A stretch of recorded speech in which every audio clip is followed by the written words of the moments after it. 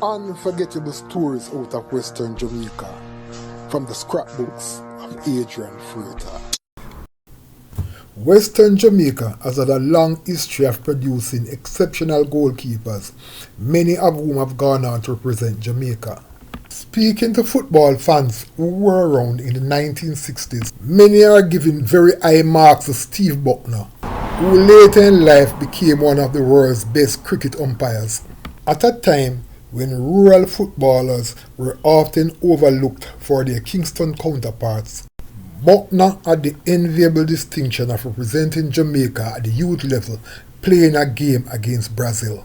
In the 1970s and 80s, Clive Spiderman Wedderburn of Reno and Wadadah fame, who was renowned to be both flashy and brilliant, became a standout goalkeeper for Jamaica. Also, in the 1980s, when Seba United was at the peak of their powers, their outstanding goalkeeper, Devon Kidda Harris Dunkley, was selected to represent Jamaica, and he did so with great distinction. The 1990s was perhaps the greatest time for goalkeepers out of Western Jamaica. The three goalkeepers who were selected to represent Jamaica in the 1998 World Cup in France were all from Western Jamaica.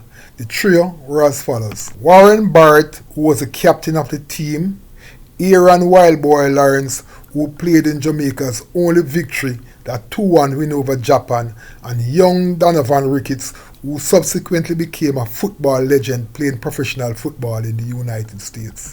However, there was one other goalkeeper who was tremendously successful and, without being flashy or having a high school track record behind him, represented Jamaica and did so very, very well.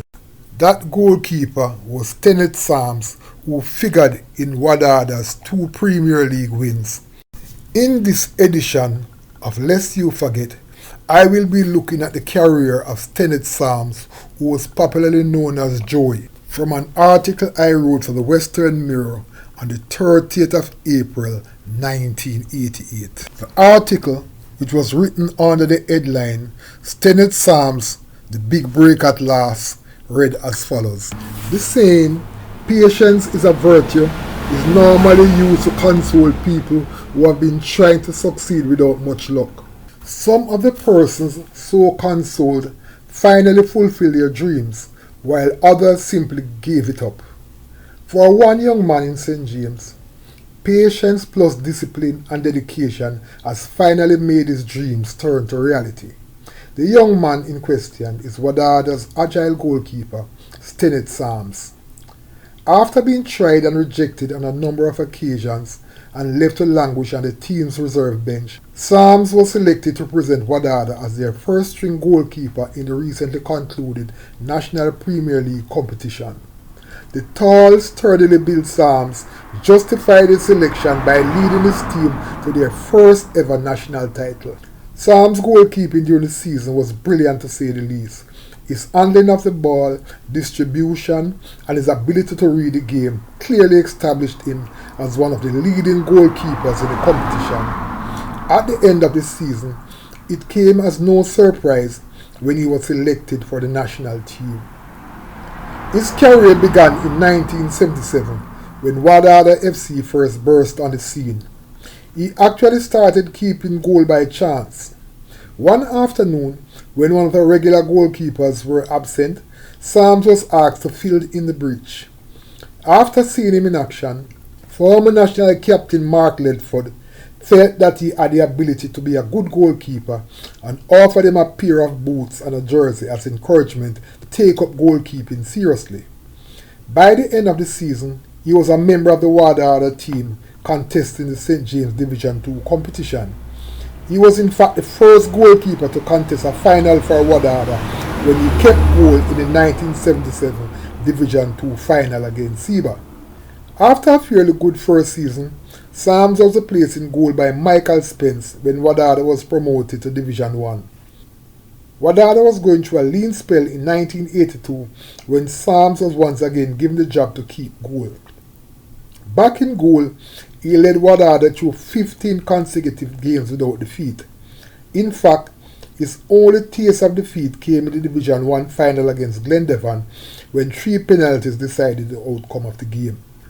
When Wadadah played their first game in the National Premier League in 1982, Saams was the man in goal, keeping a clean sheet in Wadadah's 2-0 win over Harbourview. After another 5 games in which Saams performed well, the competition was temporarily halted.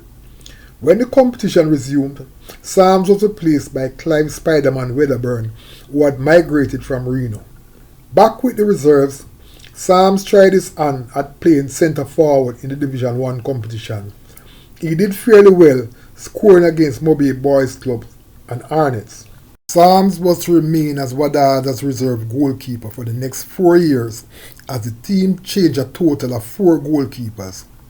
At the start of the 1987-88 season, he was once again selected for Wadadah's Premier League team, leading them to an unprecedented 4 titles in the St. James domestic competition in the 1986-87 season.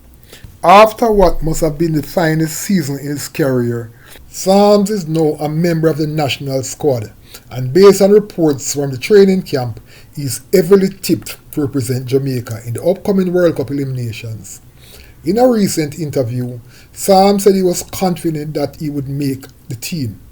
When quizzed about Wadadah's success in the recently concluded National Premier League competition, Saams said he believed that based on the fact that they had a good field to train on, plus the fact that the team had community-based players, gave them the right type of environment to do well. With regards to his success as a goalkeeper, Saams was full of praise for Howard Young, the team's coach, the Oakland Corner League team which he represented in the Mount Salem Division 1 competition, Roy Fenton, one of the financiers of the team, Mark Ledford and Gene Gray, the driving force behind the team, for the support and encouragement they gave him. He is of the opinion that Jamaica can do well in the upcoming World Cup eliminations, as according to him, if the players play according to instructions, their chances should be good. As Saams launches what is expected to be a long and illustrious career in national football, Western Jamaica salutes him for his perseverance, discipline, and dedication. In rereading that article for the first time in over 40 years, it brings back a certain amount of nostalgia. But one thing for sure, it reminds me that the Stennett Saams story is one of those unforgettable stories out of Western Jamaica. Unforgettable stories out of Western Jamaica from the scrapbooks of Adrian Freighter. Before you go, please remember to subscribe.